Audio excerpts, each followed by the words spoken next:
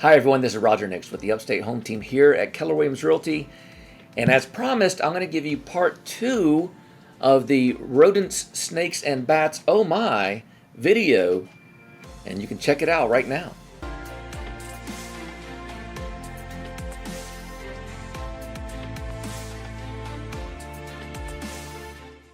Okay, so here we are talking about rodents, snakes, and bats again. And it's not everybody's favorite topic. However, it is something that we want to go ahead and discuss. In the last video, I talked to you about when, where, and the why they want to get into your home. Today, I'm going to discuss how to keep that from happening. But first, I want to share with you why they're beyond just a regular nuisance. So first, we'll start with rodents again. Right? So of all the pests that you could attract in the house, these are some of the absolute worst. Beyond just freaking you out, if you see one, rodents may seem like they're eating your house. And even though they're not doing that, it sort of seems like it because when they're not eating, they're constantly chewing to sharpen their teeth and to keep them sharp. So that might mean that they're eating your wood in the house. They're chewing through wiring. They can even chew through PVC and PEX pipes, so they can create a lot of issues there. In addition, they love a warm place to be able to nest. And in doing so, your insulation in your attic and your walls are the stuff that their twisted little dreams are made of. They would love to build a nest inside your insulation. Because they don't abide by modern sanitation standards, you may have to replace your insulation due to contamination after an infestation. Beyond all of those things, you also have rodents associated with disease. I mean, forever they've been associated with disease. As point of reference, see the bubonic plague, also known as the Black Death. It's been theorized that rats and rodents have been more culpable in the death of human beings than the wars of the last 1,000 years combined. So that's pretty intense. That's a lot of death. Beyond that, rodents can also attract other critters that like to eat them as prey, which moves us right into snakes. Snakes generally are going to come to your house, as I said, because they're looking for a place to either nest or stay warm or eat. So, with that said, other than scaring you to death, for the most part, snakes aren't there to hurt you. They're not aggressive due to, people think they are oftentimes. They're not. However, they will strike if they feel threatened. Again, in our area, the only one you commonly see that's venomous is the copperhead. The good news about the copperhead is that it does not actually create lots and lots of problems when you're bitten if they release venom. You will get swelling and you will get pain, and it will have a reduced quality of life for about 2 weeks or so. But with or without antivenom, you're going to be able to make a recovery. They are not typically fatal when they strike. Infants, small pets, yes, that may be more severe. So it doesn't matter if they reduce the rodent population. It doesn't matter if they are good in any other ways.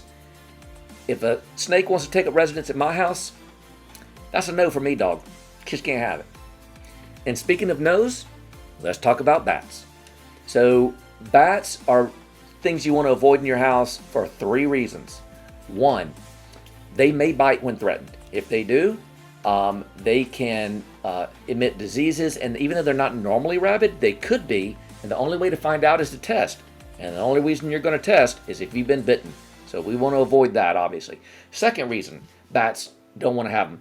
Their droppings, also known as guano, releases pathogens into the air as it breaks down.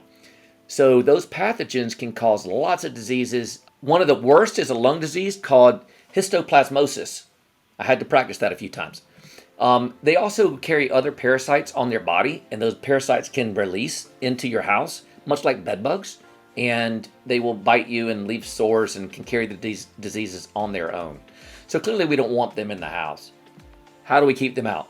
I'm going to give you a checklist. 1, seal all the gaps around your house.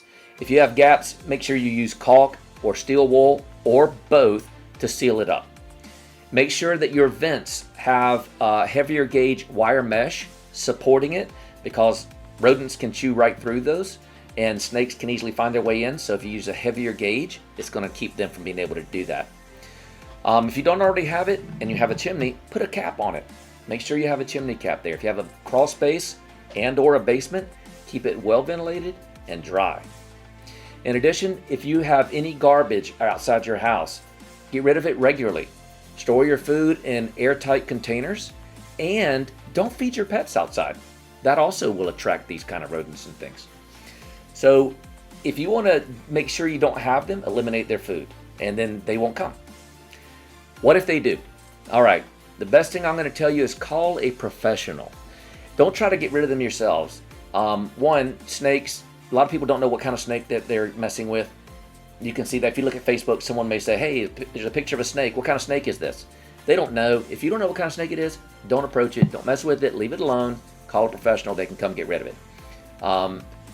Also, rodents, if you want to be sure because how quickly they can reproduce and have lots and lots of babies, then you definitely want to call a professional. And then, of course, bats. Bats are protected in the state of South Carolina, so you can't really just get rid of them. Call someone, get them removed. They'll clean up the guano and get everything taken care of. If you're not sure who to call, contact us. We'll help you with that information. All right, listen, we think about keeping our houses protected from infestations like termites or other wood-destroying insects, spiders and such as this. And if you're going to treat your house for those things, you should make sure your house is treated and protected against these other larger pests. So we're here to help you. All right, so that's what we do. So first of all, if you want to check out more content pertinent to homeownership in the upstate of South Carolina primarily, give us a like and subscribe to the YouTube channel. If you need to contact us for any reason, our information can be found below, and you can reach out anytime. We appreciate you guys, and as always, thanks for watching our video.